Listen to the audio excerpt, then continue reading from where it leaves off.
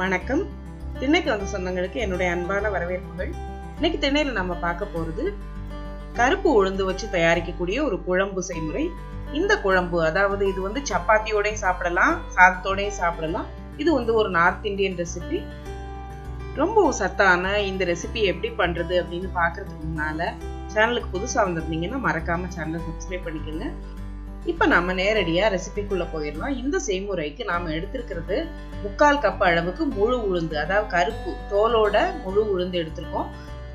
அதோட கூடுதல் சுவைக்காக நாம 1 கைப்பிடி கொண்டக்கடலையும் 1 கைப்பிடி ராஜ்மாவும் எடுத்திருக்கோம்.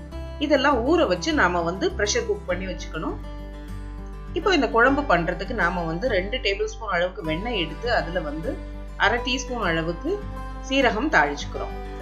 இப்ப சீரகம் கொஞ்சம் பொரிய ஆரம்பிச்ச பிறகு அதுல வந்து ஒரு பெரிய சைஸ் வெங்காயத்தை நல்லா பொடியா நறுக்கி அதை சேர்த்து இப்ப நம்ம வதக்கிக்க போறோம். இந்த வெங்காயத்தோட 2 பச்சை மிளகாயும் கீறி சேர்த்துக்கணும்.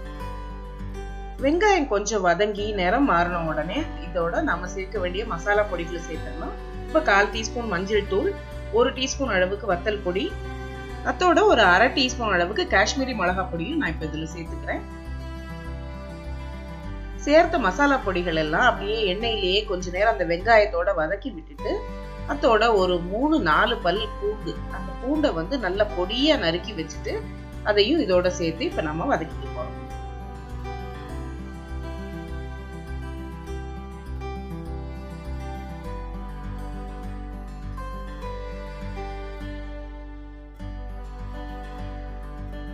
பூண்டு கொஞ்சம் வதங்கி அதோட பச்சை வாசனை போன பிறகு அதோட ஒரு தக்காளிய பொடியா நறுக்கி இப்ப இதுல சேர்த்துக்க போறோம்.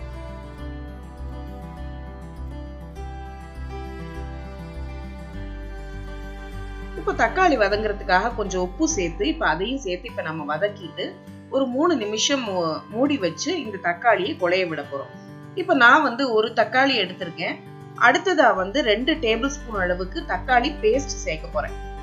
இப்போ உங்ககிட்ட தக்காளி பேஸ்ட் இல்ல அப்படின்னா நீங்க ஒரு 2 மீடியம் சைஸ் தக்காளியை எடுத்து அதை மிக்சியில கிரைண்ட் பண்ணி அதை வந்து இதுல சேர்த்துக்கலாம். சேர்த்து அதையும் சேர்த்து வதக்கிக்கலாம். நீங்க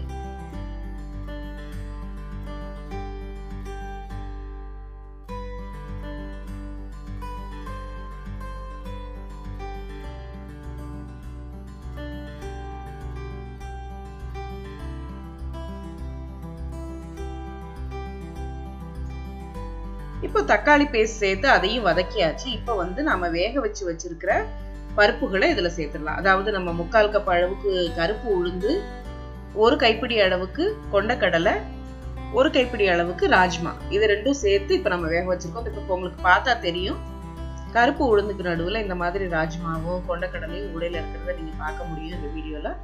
இப்ப பாருங்க, அடுத்ததா நம்ம 1 கப் அளவுக்கு இது கூட தண்ணி சேர்த்துட்டு 8ல இருந்து 10 நிமிஷம் குறைவான தீயில வச்சு இதை வந்து நம்ம குக் பண்ண போறோம்.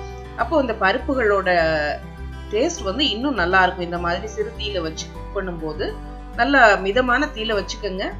தண்ணீர் தேவையான அளவுக்கு விட்டுட்டு நீங்க வந்து ரொம்ப தண்ணீர் ஆயிடக்கூடாது. இந்த மாதிரி மூடி வச்சு நாம ஒரு 10 நிமிஷம் குக் பண்ண போறோம்.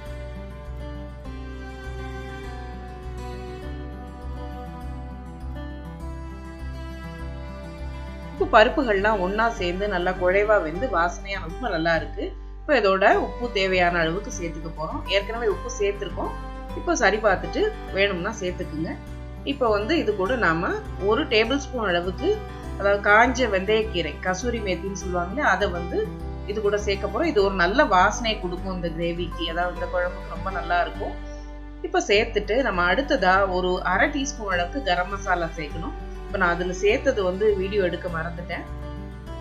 அடுத்ததா இந்த கிரேவில ஒரு ரிச்னஸ்க்காக நாம இதுல வந்து ஒரு 2ல இருந்து 3 டேபிள் ஸ்பூன் அளவுக்கு கிரீம் சேர்க்க போறோம். இப்ப இந்த கிரீம் சேர்க்காம கூட இந்த கிரேவி பண்ணலாம். இந்த கிரீமுக்கு பதிலா கெட்டியான, அதாவது நல்லா சுண்ட வச்ச பாலை இது கூட நீங்க சேர்த்து அது இதே மாதிரி கிளறி இறக்கலாம். ரொம்பவே நல்லா இருக்கும்.